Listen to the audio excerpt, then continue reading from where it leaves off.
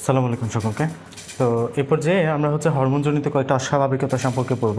আমরা বিভিন্ন গ্রন্থির নাম পড়েছি এবং আমরা জানি আমাদের যে অন্তঃকরা গ্রন্থিগুলোর আলোচনা করা হয়েছে আমাদের বইয়ে, আমরা সেগুলো সম্পর্কে পড়েছিলাম। তো এখন আমরা যে হরমোনগুলো পড়লাম ওই হরমোনজনিত কিছু অস্বাভাবিকতা, লাইক আমরা যে থাইরয়েড গ্রন্থি পড়লাম, থাইরয়েড গ্রন্থি থেকে যে থাইরক্সিন হরমোন নিঃসৃত হয়, ওই থাইরক্সিন হরমোন কোনো কারণে যদি আমাদের নিঃসৃত হতে সমস্যা হয় বা নিঃসৃত না হয়, তাহলে এক্ষেত্রে আসলে আমাদের কী কী সমস্যা হইতে পারে এই বিষয়গুলো। তারপর আমরা যে সবচেয়ে গুরুত্বপূর্ণ একটা গ্রন্থি আইলেটস অফ ল্যাঙ্গারহ্যান্স প্যানক্রিয়াসের পড়লাম, ওখান থেকে আমরা জানি ইনসুলিন নিঃসৃত হয়। তো এই ইনসুলিন যদি পর্যাপ্ত পরিমাণে নিঃসৃত না হয় আমাদের বডিতে, ওই ক্ষেত্রে আমরা কী কী অস্বাভাবিকতা আসলে দেখতে পাবো, এই ছোটোখাটো কয়েকটা বিষয় নিয়ে আমাদের বই আলোচনা করা হয়েছে। আমরা তাহলে এগুলো একটু পড়ি।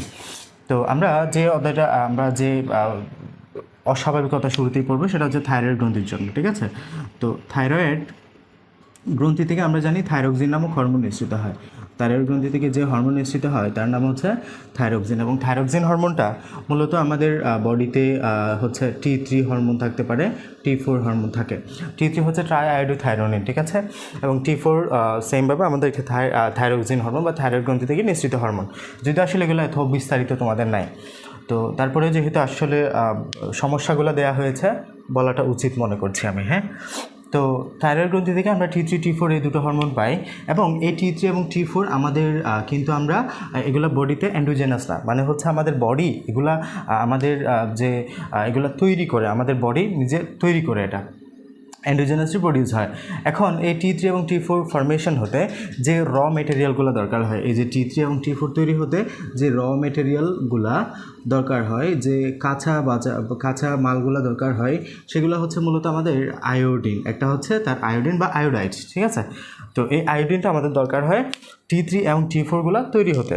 তো কখনো যদি কোনো কারণে আয়োডিনের ঘাটতি পড়ে আমাদের দেহে, ওই ক্ষেত্রে T3 এবং T4 সঠিকভাবে প্রডিউস বা ফরমেশন হবে না, থাইরক্সিন হরমোন অভাব দেখা যাবে, থাইরয়েড যে কাজগুলো করতে সেগুলো ডিফেক্ট হবে, আলটিমেটলি আমরা বিভিন্ন সমস্যার সম্মুখীন হব। তো এক্ষেত্রে আয়োডিন হচ্ছে এমন একটা আমাদের এটা পুষ্টি উপাদান যেটা আমাদের অবশ্যই খাদ্যদ্রব্যের মাধ্যমে ইনটেক করতে হয়। এই আয়োডিনটা কিন্তু আমাদের অ্যান্ড্রোজেনাস না, মানে এটা আমাদের দেহের আমাদের বডি নিজে নিজে সেটা প্রডিউস করতে পারে না, এটা হচ্ছে আমাদের খাবারের মাধ্যমে ইনটেক করতে হয়। তো আমাদের দেশের যে অঞ্চলগুলো বা পৃথিবীর যে অঞ্চলগুলোতে আয়োডিনের যেখানে আয়োডিনের স্বল্পতা, লাইক আমাদের উত্তরবঙ্গের যে জেলাগুলোতে, যেগুলো আমরা জানি আমাদের পাহাড়ি অঞ্চল, এগুলো মোটামুটি অনেক উঁচু আমাদের উত্তরবঙ্গের জেলাগুলো। দক্ষিণবঙ্গের জেলাগুলো এখানে নিচু হয়, এখানে সমুদ্র অঞ্চল অবস্থিত। আমরা জানি দক্ষিণ বঙ্গোপসাগর আমার কাছাকাছি চিটাগং ডিভিশনটা। তো ওই ক্ষেত্রে দক্ষিণবঙ্গের জেলাগুলো মূলত আমাদের ওই ক্ষেত্রে সমুদ্রের কাছাকাছি নিকটবর্তী হওয়ায় ওখানে আয়োডিনের যে মাত্রা, ভূমিতে আয়োডিনের মাত্রা বেশি, ফলে ওখানে যে ফলাদি শাকসবজি পাওয়া যায় বা সামুদ্রিক মাছ পাওয়া যায় সবগুলোতে আসলে আয়োডিনের যথেষ্ট পরিমাণ থাকে। তাহলে দক্ষিণবঙ্গের মানুষের আসলে আয়োডিন স্বল্পতা খুব একটা হয় না, হয় খাদ্যের উত্তরবঙ্গের যে জেলাগুলো আছে, রংপুর, দিনাজপুর, রাজশাহী, ওখানটায় আমাদের এই আয়োডিন বা তাদের যে ইনটেক আয়োডিন ওটা কিন্তু বেশ স্বল্পতা দেখা যায়, যার কারণে তাদের দেহে আলটিমেটলি T3 T4 পর্যাপ্ত প্রডিউস হয় না, আলটিমেটলি থাইরয়েডের বিভিন্ন সমস্যার সম্মুখীন হয়। যদিও বর্তমানে আমাদের গভর্নমেন্ট এটা আয়োডিন আমাদের লবণের সাথে যুক্ত করছে, লবণের সাথে যুক্ত করে আলটিমেটলি আমাদের এই সমস্যাটা আস্তে আস্তে সমস্যা মানে জাস্ট নাই বললেই চলে এই বর্তমানে আমাদের উত্তরবঙ্গে এই সমস্যাটা, ঠিক আছে? তো এই আয়োডিনযুক্ত খাবার খেলে আলটিমেটলি আমাদের আয়োডিনযুক্ত খাবারের জন্য আমাদের এই থাইরয়েড হরমোন যেটা থাইরক্সিন, এটা তৈরি হয়। তো সমুদ্রের পানিতে মূলত আমাদের আয়োডিনটা থাকে, আমাদের সমুদ্রের পানি হচ্ছে মূলত আয়োডিনের মূল উৎস, যেটা আমাদের দক্ষিণবঙ্গে অবস্থিত আর কি, হ্যাঁ। তো এই আয়োডিনের অভাবে আমাদের বইয়ে যে রোগটার নাম বলা হয়েছে সেটা হচ্ছে গলগণ্ড, হ্যাঁ। এটা হচ্ছে গলগণ্ড বা গয়টার, এটাকে বলা হয় গলগণ্ড বা গয়টার। তাহলে আয়োডিনের অভাবে আমাদের দেহে যে রোগটা হয় সেটা হচ্ছে গলগণ্ড বা গয়টার। তো সমুদ্র থেকে দূরবর্তী অঞ্চলে আমাদের এই রোগটার প্রাদুর্ভাব বেশি দেখা যায়, ওকে। তো খাদ্যে বর্তমানে আমাদের আয়োডিনযুক্ত লবণ ব্যবহারের কারণে আজকাল এই রোগের প্রাদুর্ভাবটা দূর করা আস্তে আস্তে সম্ভব হয়েছে, ঠিক আছে। তাছাড়া গলগণ্ড ছাড়াও থাইরয়েড হরমোনের ঘাটতি হলে শিশুদের মানসিক বিকাশও বাধাপ্রাপ্ত হতে আমরা দেখি। তাহলে এটা ছাড়াও আমাদের দেখা যায় যে শিশুদের মানসিক বিকাশ বাধাপ্রাপ্ত হয় আয়োডিনের অভাবে, শিশুদের মানসিক বিকাশ বাধাপ্রাপ্ত হয়, ঠিক আছে, তাহলে গলগণ্ড রোগ হয়, সাথে এই সমস্যাগুলোও দেখা যায়। ওকে, দেন আমাদের চেহারা যে স্বাভাবিক শিশুদের বৈসাদৃশ্য দেখা যায়, তাছাড়া আমাদের এই যে মানসিক বিকাশ বাধা পায়, এই সমস্যাগুলো আসলে দেখা যায়। তো এই যে আমাদের এই আয়োডিনের সমস্যা সমাধানের জন্য কোন জাতীয় ফলগুলো আমাদের খাওয়া দরকার, এই কিছু ফলের নাম আমাদের বইয়ে দেওয়া হয়েছে, যেমন মাছ, তারপর হচ্ছে কলা, ফলমূল, কচু ইত্যাদি আমরা খেতে পারি। হ্যাঁ, সামুদ্রিক মাছ, তারপর কলা, তারপর সবুজ শাকসবজি ইত্যাদি ফল, কচু। তো এটা হচ্ছে আমাদের মূলত থাইরয়েড গ্রন্থির অস্বাভাবিকতা, মানে থাইরয়েড হরমোনের জন্য যে একটা রোগের নাম বলা হয়েছে আমাদের এখানে, গলগণ্ড বা গয়টার, সাথে শিশুদের মানসিক বিকাশ বাধাপ্রাপ্ত হওয়া, এটা। এখন আমরা দেখব আসলে বহুমূত্র বা ডায়াবেটিস আমাদের বিষয়টা কি। আমরা দেখলাম আমাদের যে পাকস্থলী, লিভারের নিচে যে পাতার মতো একটা অর্গান, লিভারের নিচে যে পাতার মতো একটা অর্গান, এটাকে বলি আমরা প্যানক্রিয়াস, হ্যাঁ, বা অগ্নাশয়। এটাকে বলা হয় কি? অগ্নাশয়। এই অগ্নাশয় হচ্ছে মিশ্র গ্রন্থি, এটা একটা মিশ্র গ্রন্থি, মানে এখান থেকে আমরা হচ্ছে এনজাইমও পাবো, এখান থেকে আমরা হচ্ছে হরমোনও পাবো, এই জন্য এটা হচ্ছে একটা মিশ্র গ্রন্থি। এখানে যে আমরা আইলেটস অফ ল্যাঙ্গারহ্যান্স, এখানে যে ল্যাঙ্গারহ্যান্সের দ্বীপপুঞ্জ আমরা বলি, এখানে টেইল পোর্শনে মূলত বিষয়টা থাকে। এই টেইল পোর্শনে তার আইলেটস অফ ল্যাঙ্গারহ্যান্স বা ল্যাঙ্গারহ্যান্সের দ্বীপপুঞ্জ নামক জায়গায় কিছু কোষ থাকে। কোষগুলোর নাম হচ্ছে alpha cell, beta cell, delta cell, PP cell. Alpha cell থেকে গ্লুকাগন, বিটা সেল থেকে ইনসুলিন গঠিত হয়, ইনসুলিন নিশ্চিত হয় বা সিক্রেশন হয়। এই বিটা সেল থেকে আমরা ইনসুলিন পাই। তাহলে অগ্নাশয়ের আইলেটস অফ ল্যাঙ্গারহ্যান্স থেকে ইনসুলিন নামক এক প্রকার হরমোন আমরা পেয়ে থাকি। এই ইনসুলিনের কাজ কি? এই ইনসুলিনের কাজ হলো আমাদের দেহে যে গ্লুকোজ, আমরা যে অতিরিক্ত গ্লুকোজ খাই, লাইক আমরা যতটুকু গ্লুকোজ দরকার তার চেয়ে সবসময় অনেক বেশি খাই, তাই না? এই গ্লুকোজটা, অতিরিক্ত গ্লুকোজটা আমরা তো আর বার্ন করতে পারি না। আমরা যখন অতিরিক্ত কাজ করি, আমরা যখন শারীরিক পরিশ্রম করি, কায়িক পরিশ্রম করি, তখন গ্লুকোজ বার্ন হয়। বাট যখন গ্লুকোজ আমরা অধিক পরিমাণে ইনটেক করি, তখন অতিরিক্ত গ্লুকোজটা আমাদের দেহে স্টোর হতে পারে না, কারণ এটা আমাদের দেহের জন্য স্টোরেজ ফর্ম না। এই গ্লুকোজটা আমাদের দেহ স্টোর করতে পারে না। এই গ্লুকোজটাকে অবশ্যই আমাদের দেহকে গ্লাইকোজেনের ফর্ম রূপান্তর করতে হয়, গ্লাইকোজেনে রূপান্তর করতে হয়। এই গ্লাইকোজেনটা আমাদের দেহ আমাদের জন্য স্টোর করতে পারে। এই গ্লুকোজ থেকে গ্লাইকোজেনের রূপান্তর যে প্রক্রিয়া, সেটাকে আমরা গ্লাইকোজেনেসিস প্রক্রিয়া বলি। গ্লাইকোজেনেসিস প্রক্রিয়া, জেনেসিস মানে তৈরি করা, কী তৈরি করা? গ্লাইকোজেন তৈরি করা, গ্লাইকোজেনেসিস। ওকে, তো এই যে গ্লাইকোজেনেসিস প্রক্রিয়ায় গ্লুকোজ থেকে যে গ্লাইকোজেন তৈরি হবে, এই প্রক্রিয়ার জন্য যে হরমোনটা দরকার সেটা হচ্ছে ইনসুলিন। ইনসুলিনের প্রভাবেই মূলত গ্লুকোজটা গ্লাইকোজেনে রূপান্তরিত হয়। তাহলে কখনও যদি ইনসুলিনের ঘাটতি দেখা যায় আমাদের বডিতে, কোনো কারণে, যে কোনো কারণে হইতে পারে, সেটা হইতে পারে আমাদের এখানে এই অগ্নাশয়ের প্যানক্রিয়াসের যে আইলেটস অফ ল্যাঙ্গারহ্যান্স কোষ আছে, এটা থেকে পর্যাপ্ত পরিমাণ ইনসুলিন হয় নিশ্চিত হচ্ছে না, এখান থেকে হয় পর্যাপ্ত পরিমাণ ইনসুলিনই সিক্রেশন হচ্ছে না, অথবা এমন হতে পারে যে ইনসুলিনটা সিক্রেশন বা নিঃসরণটা ঠিকই হচ্ছে, বাট ইনসুলিনটা ঠিকঠাকভাবে তার কাজ করতে পারতেছে না। ওকে, তাহলে দুই প্রকারের হইতে পারে, একটা হচ্ছে ইনসুলিনই নিঃসরণ হচ্ছে না, আর একটা হচ্ছে ইনসুলিন ঠিকই নিঃসরণ হচ্ছে বাট ঠিকঠাকভাবে কাজ করতে পারে না। এক কথায় ইনসুলিনের অভাব। হ্যাঁ, তাহলে ইনসুলিনের যখন ডিফেক্ট হবে, এই জায়গাটাতে গ্লুকোজটা গ্লাইকোজেনে রূপান্তর হতে পারবে না, গ্লাইকোজেনেসিস প্রক্রিয়াটা ডিফেক্ট হবে, আলটিমেটলি গ্লুকোজ লেভেল ব্লাডে বেড়ে যাবে, ব্লাডে গ্লুকোজ লেভেল বেড়ে যাবে। কখনো যদি ব্লাডে গ্লুকোজ লেভেল, সুগার লেভেল বেড়ে যায়, সেটাকে আমরা বলি ডায়াবেটিস মেলাইটাস। ওকে, সেটাকে আমরা বলি ডায়াবেটিস মেলাইটাস। ওকে, এখন এই ডায়াবেটিস মেলাইটাসটা দুই রকম হতে পারে, একটা হচ্ছে টাইপ 1, একটা হচ্ছে টাইপ 1, একটা হচ্ছে টাইপ 2। বুঝে গেছে? তাহলে আমাদের ডায়াবেটিস মেলাইটাস বুঝছি, টাইপ 1 এবং টাইপ 2 ডায়াবেটিস হতে পারে। টাইপ 1-এর ক্ষেত্রে আক্রান্ত ব্যক্তির রোগীর দেহে কখনও একেবারেই ইনসুলিন তৈরি হয় না, এক্ষেত্রে কিন্তু ইনসুলিন তৈরি হয় না, এক্ষেত্রে ইনসুলিন প্রডিউসই হয় না, ইনসুলিন তৈরি হয় না, এক্ষেত্রে ইনসুলিন তৈরি হয় না। তাহলে কী করতে হবে? ইনসুলিন যদি তৈরি না হয় কী করতে হবে? ইনসুলিন যদি তৈরি না হয় কী করতে হবে? ইনসুলিন বাইরে থেকে ইনজেকশনের মাধ্যমে দেওয়া লাগবে। তাহলে এই ক্ষেত্রে ইনসুলিন ডিরেক্ট ইনজেকশনের মাধ্যমে নেওয়া লাগে। ওকে, আর টাইপ 2-এর ক্ষেত্রে ইনসুলিন মোটামুটিভাবে তৈরি হয়, বাট ইনসুলিনটা ঠিকঠাকভাবে কাজ করতে পারে না, কিংবা আংশিকভাবে ইনসুলিন তৈরি হয়, সম্পূর্ণরূপে হয় না। তো এই ক্ষেত্রে কী করতে হবে? আংশিকভাবে যে ইনসুলিন তৈরি হয়, আমরা এখানে মেডিসিন প্রয়োগ করে কী করি? এই কোষগুলোকে স্টিমুলেট করি, বিটা সেলটি স্টিমুলেট করা বা অনেক মেকানিজমের মাধ্যমে আলটিমেটলি ইনসুলিন প্রডিউস বা ইনসুলিন ফর্মেশনটাকে ইনক্রিজ করা হয়। ইনসুলিন যে ফর্মেশন হচ্ছে, এটাকে জাস্ট ত্বরান্বিত করা হয়, বাড়ানো হয়। এটা হচ্ছে টাইপ 2 ডায়াবেটিস। এই টাইপ 2 ডায়াবেটিসে মূলত ইনসুলিন একেবারে নিঃসরণ হয় না, তাই না? একেবারে নিঃসরণ হয় যে তা না, একেবারে অল্প পরিমাণে নিঃসরণ হয়। তবে এক্ষেত্রে ওষুধ প্রয়োগে এটাকে আমরা ত্বরান্বিত করি, এই সিক্রেশনটাকে। তো এটা হচ্ছে টাইপ 2 ডায়াবেটিস। ওকে, তো তো ইনসুলিন আমাদের যদি আমরা বলি ডায়াবেটিস কী মূলত আমরা জানি আমাদের দেহে যখন গ্লুকোজ বাড়ে এটা গ্লুকোজটা গ্লাইকোজেন রূপান্তরিত হয় ইনসুলিনের প্রভাবে। যখন ইনসুলিন ঘাটতি হবে বা ইনসুলিন পর্যাপ্ত পরিমাণে থাকবে না, গ্লুকোজ লেভেল বেড়ে যাবে, যে কন্ডিশন তৈরি হলো সুগার লেভেল বেড়ে গেল, এটা হচ্ছে ডায়াবেটিস 2 প্রকার, টাইপ 1, টাইপ 2। টাইপ 1-এর ক্ষেত্রে ইনসুলিন পুরোপুরি তৈরি হয় না, বাইরে থেকে ইনসুলিনটা ইনজেকশনের মাধ্যমে নেওয়া লাগবে। আর টাইপ 2 হচ্ছে ইনসুলিন তৈরি হয় তবে মাত্রায় খুবই অল্প, তাহলে কি করতে হবে, ঔষধ প্রয়োগে মেডিসিন দিয়ে এটাকে স্টিমুলেট করতে হবে। স্টিমুলেট করলে অধিক পরিমাণ ইনসুলিন যাতে ব্লাডে আসে ওটা এনশিওর করতে হয়। এটা হচ্ছে আমাদের ডায়াবেটিস মেলাইটাসের যে পড়াশোনাটা। তাছাড়া আমরা এখানে আরও কিছু কথাবার্তা বলা আছে। ডায়াবেটিস মেলাইটাসের চিকিৎসা কী তাহলে? অবশ্যই এটা একটা জেনেটিক রিজন হইতে পারে, জেনেটিক্যালি ম্যাক্সিমাম হয়ে থাকে। তাছাড়া এটা আমাদের যে চিকিৎসা বা প্রতিকার সেটা হচ্ছে আমাদের DDD বা 3D এটাকে ডিনোট করা হয়, ঠিক আছে? Discipline, diet, drug. Discipline, diet এবং ড্রাগ। ডিসিপ্লিন মানে শৃঙ্খলা, আমাদেরকে অবশ্যই একটা শৃঙ্খলার মাঝে থাকতে হবে, ঠিক আছে? ডায়াবেটিস যখন হবে একটা শৃঙ্খলার মাঝে থাকতে হবে। কীরকম? আমাদেরকে পর্যাপ্ত পরিমাণে ব্যায়াম করতে হবে যাতে গ্লুকোজ লেভেল বেড়ে যাওয়ার আগেই আমরা গ্লুকোজটাকে বার্ন করে ফেলতে পারি।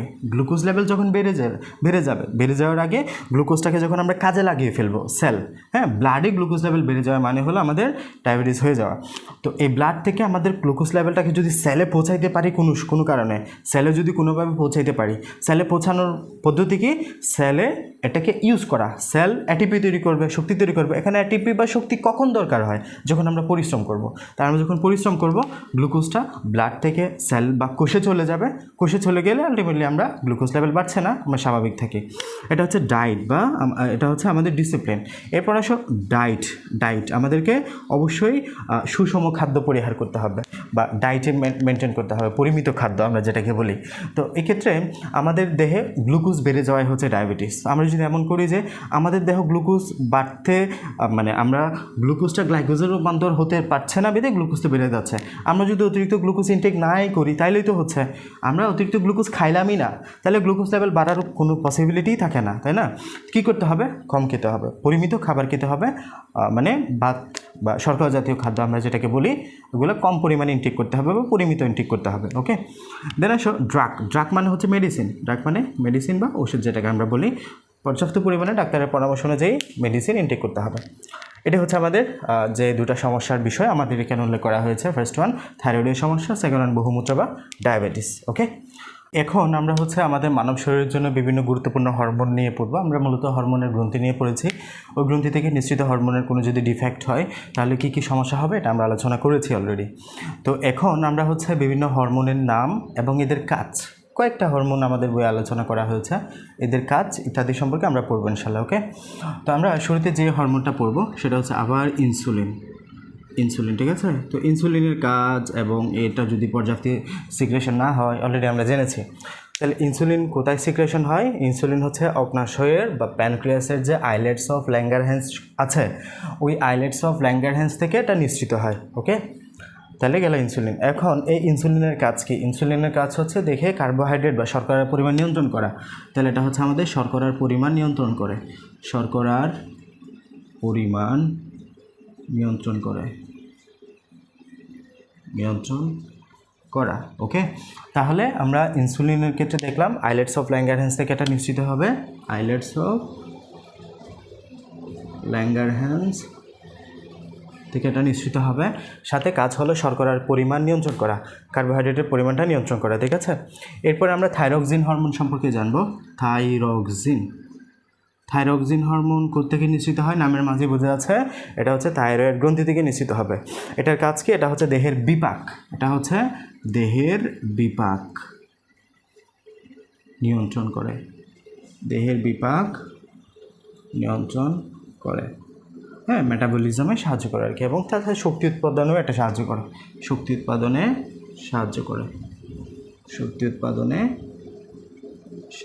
করে, ওকে, তাহলে এটা হচ্ছে আমাদের দেহের বিপাক নিয়ন্ত্রণ করে এবং শক্তি উৎপাদনে সাহায্য করে। এরপর আমরা যদি দেখি কর্টিসল হরমোন, তো এই কর্টিসল হরমোনটা আমাদের কি কাজে দরকার হয়? এটা হচ্ছে আমাদের মানসিক চাপ যেটা নিয়ন্ত্রণ করে। আচ্ছা, এটা হচ্ছে আমাদের অ্যাড্রেনাল গ্রন্থি থেকে নিঃসৃত হয় এই কর্টিসল হরমোনটা, ঠিক আছে? এটা হচ্ছে আমাদের অ্যাড্রেনাল, মানে কিডনির উপরে যে গ্রন্থি আছে, রেনাল মানে আমরা জানি কিডনি, অ্যাড্রেনাল গ্ল্যান্ড থেকে এটা সিক্রেশন হয়। তাহলে কর্টিসল হরমোনের কাজ কি? আমাদের যে মানসিক চাপ সেটাকে নিয়ন্ত্রণ করা, তাছাড়া শারীরিক বৃদ্ধি এবং ইমিউন কার্যক্রম পরিচালনা করা। তাহলে সবচেয়ে গুরুত্বপূর্ণ যে কাজ সেটা হচ্ছে মানসিক চাপ নিয়ন্ত্রণ করা। মানসিক চাপ, মনে করো আমরা কোনো পরীক্ষা দিতে গেলাম, ভাইভা বোর্ডে গেলাম, তাহলে কি হবে? মানসিক চাপটা আমাদের বৃদ্ধি পায়, আমাদের যেটা প্রেশার, একটা মানসিক যে প্রেশার, টেনশন, ওটা বৃদ্ধি পায়। তো যখন আমরা ভাইভা বোর্ডে যাচ্ছি বা পরীক্ষার হলে ঢুকতেছি, আমাদের কর্টিসল লেভেলটা অটোমেটিক্যালি বেড়ে যায়। Be careful. আমরা যখন ভাইভা বোর্ডে ঢুকতেছি কিংবা পরীক্ষার হলে ঢুকতেছি, আমাদের কর্টিসল লেভেল বেড়ে যায়। কর্টিসল লেভেল বেড়ে গিয়ে তার কাজ কি? আমাদের যখন মানসিক চাপ বৃদ্ধি, প্রেশার বাড়তেছে, এই প্রেশারের সাথে সাথে কর্টিসলের কারণে আমাদের হৃৎপিণ্ডের যে কার্যক্ষমতা এটাও বেড়ে যায়। হৃৎপিণ্ড অধিক পরিমাণে পাম্প করা শুরু করে। গ্লুকোজ লেভেল, এই যে আমাদের ব্লাড সাপ্লাই বাড়ায়, ব্লাড সাপ্লাই বাড়ানোর কারণে সেলের প্রতিটা সেলে গ্লুকোজের আদান প্রদান, গ্লুকোজের যে ট্রান্সমিশন ওটা বাড়ায়। ফলে আলটিমেটলি আমাদের একসময় কিছুক্ষণ পরে আমাদের এই যে মানসিক চাপটা আস্তে আস্তে কমে আসে। তাহলে কর্টিসল কি? কর্টিসল হচ্ছে মানসিক চাপ নিয়ন্ত্রণ করে। আমরা যখন খুবই হাইপার স্টেজে চলে যাই, হাইপার টেনশন অবস্থায় চলে যায়, হাইপার টেনশন না, মূলত মানসিক চাপ যখন বৃদ্ধি পায়, তখন আমাদের এই কর্টিসলটা মানসিক চাপটা কমিয়ে আনে। মেইন কাজ হলো এটা। কর্টিসল যদি না থাকতো, আমরা যখন কোনো অবস্থায় যখন প্যানিক করে ফেলি, প্যানিক অবস্থায় থেকে যেতাম, আমরা কুল ডাউন আসতাম না। ভাইভা বোর্ডে ঢোকার সময় যখন আমরা ঢুকি ভাইভা বোর্ডে, তখন আমাদেরকে যখন আস্তে আস্তে কয়েকটা কোয়েশ্চেন করে, আমরা কিন্তু আবার স্বাভাবিক বা রিল্যাক্স অবস্থায় আসি। পরীক্ষার হলে যখন ঢুকি, শুরুতে আমরা খুবই নার্ভাস থাকি। কর্টিসল লেভেল যখন আস্তে আস্তে বাড়ে, আমাদেরকে স্বাভাবিক পর্যায়ে নিয়ে আসে, আমরা স্বাভাবিক হয়ে যাই। কর্টিসল না থাকলে আমাদের মানসিক চাপটা আসলে নিয়ন্ত্রণই হইতো না, বুঝে গেছে? তো এটা তাছাড়া আমাদের যে ইমিউন কার্যক্রম সিস্টেম, ইমিউন সিস্টেমে একটা গুরুত্বপূর্ণ ভূমিকা রাখে। ইমিউন সিস্টেম কীভাবে ইমিউন সিস্টেম ভূমিকা রাখে?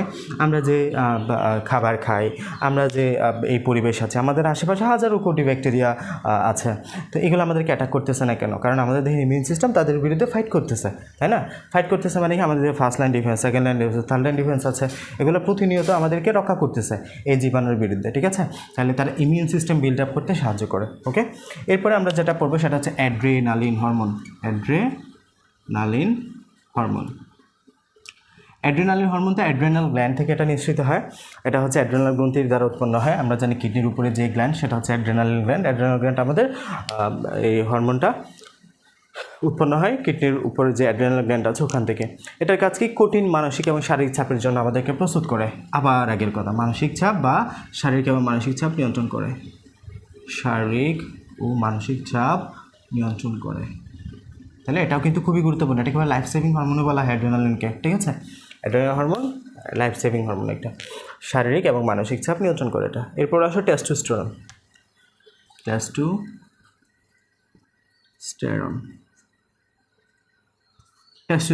তো টেস্টোস্টেরনের কাজ কি? টেস্টোস্টেরন হচ্ছে পুরুষ জননাঙ্গের বৃদ্ধির পাশাপাশি জননচক্র, যৌনাচরণ নিয়ন্ত্রণ করে। এটা হচ্ছে আমাদের মেল জেনিটাল সিস্টেম যে আছে, পুরুষ জননাঙ্গের ডেভেলপমেন্ট বা পুরুষ জননাঙ্গের বৃদ্ধি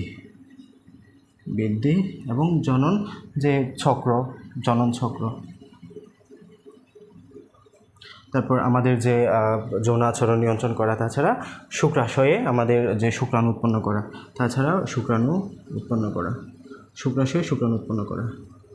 ঠিক আছে? তো টেস্টোস্টেরন কাজ কি? পুরুষ জননাঙ্গ বৃদ্ধি করা। আমরা যে একজন সন্তান বা একজন মানুষ, সে কি পুরুষ হবে নাকি মহিলা হবে, এটা একপাক্ষিকভাবে ডিসাইড করে কিন্তু টেস্টোস্টেরন। কীভাবে? টেস্টোস্টেরন হরমোন যদি আমাদের প্রডিউস হয়, তাহলে ফিমেল জেনাইটাল সিস্টেম এর জন্য যে হরমোনগুলো দায়ী বা ফিমেল জেনাইটাল সিস্টেম ডেভেলপমেন্টের জন্য যে হরমোনগুলো দায়ী, এগুলো ইনহিবিট করবে, এগুলোকে দমিত করবে সে।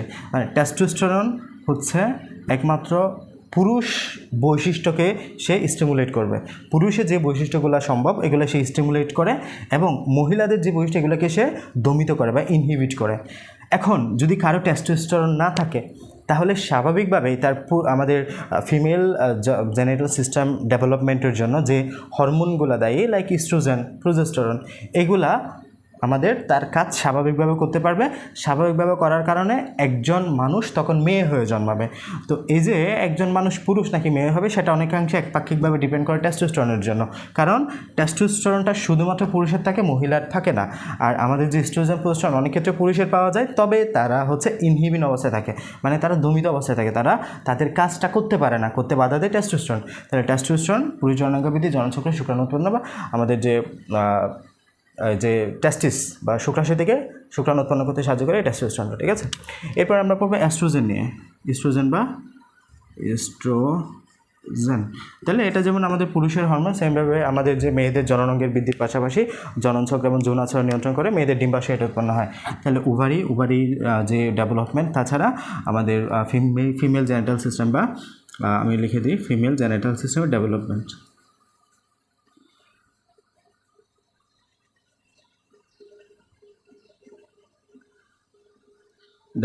এটা ভূমিকা রাখবে। ওকে, আচ্ছা। তো এখন আমরা যে হরমোনটা পড়বো সেটা হচ্ছে প্রোজেস্টেরন। তো প্রোজেস্টেরন আমাদের কখন এটা উৎপন্ন হয়? যখন সন্তান জন্মের সময় গর্ভাশয়কে প্রস্তুত করে, মানে আমাদের ওভারিকে জাস্ট সন্তান গর্ভধারণের জন্য এটিকে প্রস্তুত করা হয় প্রোজেস্টেরন হরমোন দ্বারা। গর্ভকালীন সময় এটা আমাদের হেল্প করে। তাছাড়া আমাদের মেয়েদের যে ডিম্বাশয়, বিশেষ করে কর্পাস লুটিয়াম, এটা উৎপন্ন হয়। কর্পাস লুটিয়াম বিষয়গুলো আসলে তোমরা এখন বুঝবে না, আমি বিস্তারিত বলছিও না, এগুলো তোমরা উপরে ক্লাসে গেলে নিশ্চয়ই বুঝতে পারবে, বায়োলজি পড়লে। এরপর আসো গ্রোথ হরমোন। আমাদের গ্রোথ হরমোনটা কেন দরকার হয়? গ্রোথ মানে তো বৃদ্ধি, তাই না? গ্রোথ মানে হচ্ছে বৃদ্ধি। তো দৈহিক বৃদ্ধি, কোষ বিভাজনে সহায়তা করা পিটুইটারি গ্রন্থি থেকে এটা উৎপন্ন হয়। তাহলে এই গ্রোথ হরমোনটা কী দ্বারা উৎপন্ন হয়? পিটুইটারি গ্রন্থি থেকে। আমাদের যে সবচেয়ে গুরুত্বপূর্ণ গ্রন্থির মাঝে একটা, যে গ্রন্থির প্রভাব অন্য গ্রন্থির উপর সবচেয়ে বেশি, সেটা হচ্ছে পিটুইটারি গ্রন্থি, এবং সবচেয়ে ক্ষুদ্রতম গ্রন্থিও হচ্ছে আবার পিটুইটারি গ্রন্থি। তাহলে পিটুইটারি গ্রন্থি থেকে এটা উৎপন্ন হয়, পিটুইটারি গ্রন্থি থেকে উৎপন্ন হয় আমাদের এই গ্রোথ হরমোনটা। তাহলে এই গ্রোথ হরমোনটা উৎপন্ন হয় পিটুইটারি গ্রন্থি থেকে। তাছাড়া এটার কাজ কি? আমাদের দৈহিক বৃদ্ধি, কোষ বিভাজন নিয়ন্ত্রণ করে ইত্যাদি। এরপর আসো মেলাটোনিন।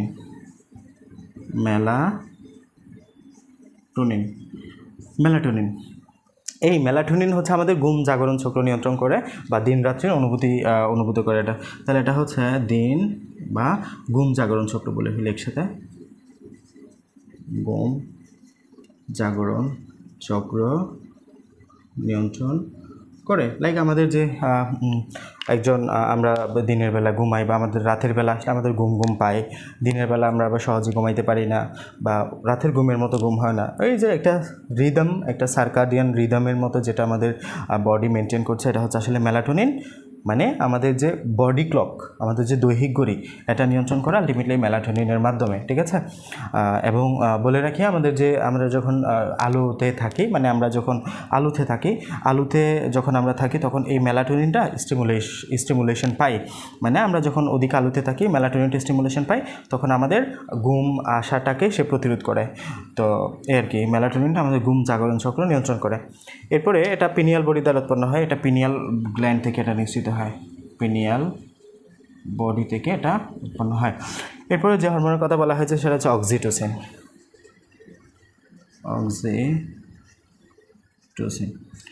তো এই অক্সিটোসিনটা কোথায় সাহায্য করে? তো সামাজিক বন্ধন উৎসাহিত করে এটা অক্সিটোসিন আমাদের। তাছাড়া প্রসবে সহায়তা করে, মাতৃদুগ্ধ নির্গমনে সাহায্য করে, হাইপোথ্যালামাস দ্বারা উৎপন্ন হয়, পিটুইটারি গ্রন্থি দ্বারা মুক্ত হয়। মানে এটা হচ্ছে আমাদের হাইপোথ্যালামাসে তৈরি হবে, আমাদের যে হাইপোথ্যালামাস আছে গ্ল্যান্ড, হাইপোথ্যালামাসে এটা তৈরি হবে, হাইপোথ্যালামাসে তৈরি হবে এবং পিটুইটারি গ্রন্থিতে জমা থাকবে, ওখান থেকে এটা নিশ্চিত হবে। মানে পশ্চাৎ পিটুইটারি গ্রন্থি, আমরা পিটুইটারি গ্রন্থি যখন পড়েছিলাম, তোমাদের বই যদিও নাই, দুইটা পোর্শন থাকে, একটা সেন্ট্রারি পিটুইটারি, পোস্টেরিয়র পিটুইটারি। পোস্টেরিয়র পিটুইটারিতে অক্সিটোসিন থাকে, অ্যান্টিডাইউরেটিক হরমোন থাকে অ্যাডিএচ। এই অক্সিটোসিনটা তৈরি হবে হাইপোথ্যালামাসে, তবে জমা থাকবে আমাদের পিটুইটারি গ্রন্থিতে, পশ্চাৎ পিটুইটারি গ্রন্থিতে, ওই পশ্চাৎ পিটুইটারিতে আমাদের নিশ্চিত হবে আর কি। তো এই অক্সিটোসিন হচ্ছে আমাদের যে প্রসবে সহায়তা করে, মানে প্রসবের সময় জরায়ুকে সে সংকুচিত করতে সাহায্য করে, ফলে বেবি খুব সহজে বেরিয়ে যেতে পারে আর কি। তো অক্সিটোসিনটা আমাদের প্রসবে সহায়তা করে, এটা সাথে মাতৃদুগ্ধ নির্গমনে সহায়তা করে, হ্যাঁ, আর হচ্ছে মিল্ক ইজেকশন, মিল্ক সিক্রেশনে সহায়তা করে এটা আমাদের। তাছাড়া এটা আমাদের যে প্রসবে সহায়তা করবে, সামাজিক বন্ধনকে উৎসাহিত করে, এই কথাটা আমাদের বইয়ে বলা ছিল। তো এগুলাই হচ্ছে মূলত আমাদের হরমোন সম্পর্কে বিস্তারিত। আমরা টোটাল 1 2 3 4 5 6 7 8 9 10 10টা হরমোন নিয়ে পড়লাম। Insulin, thyroxine, cortisol, adrenaline and testosterone, oestrogen, progesterone, growth hormone, melatonin, oxytocin. ইনসুলিনের কাজ কি? শর্করার পরিমাণ নিয়ন্ত্রণ করা। কই থেকে করিতে হয়? আইলেটস অফ ল্যাঙ্গারহ্যান্স থেকে। থাইরক্সিনের কাজ কি? দেহের বিপাক নিয়ন্ত্রণ করা এবং শক্তি উৎপাদন করা। কই থেকে করিতে হয়? এটা থাইরয়েড হরমোন, থাইরয়েড গ্রন্থি থেকে। কর্টিসল অ্যাড্রেনাল গ্ল্যান্ড থেকে এটা করিতে হয়। কাজ কি? মানসিক চাপ নিয়ন্ত্রণ করা, ইমিউন সিস্টেমকে আমাদের বাড়ানো, আমাদের যে ফাইটিং ক্ষমতা জীবাণুর বিরুদ্ধে ওটা। অ্যাড্রেনালিন হরমোন অ্যাড্রেনাল গ্ল্যান্ড থেকে করিতে হয়। কাজ কি? শারীরিক ও মানসিক চাপটা নিয়ন্ত্রণ করা। টেস্টোস্টেরন হরমোন কী করে? এটা আমাদের কোথায় থেকে উৎপন্ন হয়? টেস্টিস থেকে। কী কাজ করে? শুক্রাণু পুরুষ জননাঙ্গ বৃদ্ধি করে এবং জননচক্রে শুক্রাণু উৎপন্নকে স্টিমুলেট করে। এস্ট্রোজেন কী করে? ফিমেল জেনাইটাল সিস্টেমের ডেভেলপমেন্ট, স্ত্রী প্রজনন অঙ্গগুলো সে তৈরি করতে সাহায্য করবে। প্রোজেস্টেরন কি? আমাদের যখন যে সন্তান জন্মের সময় গর্ভাশয়কে প্রস্তুত করা, গর্ভকালীন সময় এটাকে সহায়তা করা। গ্রোথ হরমোন কী করবে? আমাদের গ্রোথে সাহায্য করবে। হ্যাঁ, এটাকে হচ্ছে বৃদ্ধিতে সাহায্য করবে। একজন মানে বৃদ্ধিতে সাহায্য, গ্রোথ হরমোন নামই তো আছে। আমাদের গ্রোথ হরমোন কি? বাড়াতে সাহায্য করে, পিটুইটারি গ্রন্থি থেকে উৎপন্ন হয়। মেলাটোনিন হরমোন কী করে? ঘুম জাগরণ চক্র বা সার্কাডিয়ান রিদম, যেটা আমাদের দিন রাতের যে একটা ক্লক বা বডি ক্লক আমরা বলি, ওটাকে নিয়ন্ত্রণ করবে। কোথা থেকে করিতে হয়? পিনিয়াল বডি থেকে। অক্সিটোসিনের কাজ কি? অক্সিটোসিন হচ্ছে আমাদের যে মাতৃদুগ্ধ secretion, milk ejection, milk secretion, ওখানে সাহায্য করবে। সাথে সে প্রসবে জরায়ুকে সংকোচন করে প্রসবে সহায়তা করবে। ঠিক আছে, এটা হচ্ছে হাইপোথ্যালামাসে তৈরি হবে, পোস্টেরিয়র পিটুইটারি বা পশ্চাৎ পিটুইটারিতে জমা থাকবে, ওখান থেকে সিক্রেশন হবে। এই 10টা হরমোনের বিস্তারিত আমাদের বইয়ে আছে। আমরা চেষ্টা করলাম গ্রন্থি, হরমোন এবং গ্রন্থির ডিফেক্ট হলে কী কী সমস্যা হতে পারে, 2টা সমস্যা দেওয়া ছিল, আমরা এগুলো নিয়ে আলোচনা করলাম। আমরা নেক্সট দিন ইনশাল্লাহ হৃদ সংবহন তন্ত্র বা blood circulation of human body নিয়ে আলোচনা করব। আজকে এতটুকুই। আসসালামু আলাইকুম সকলকে।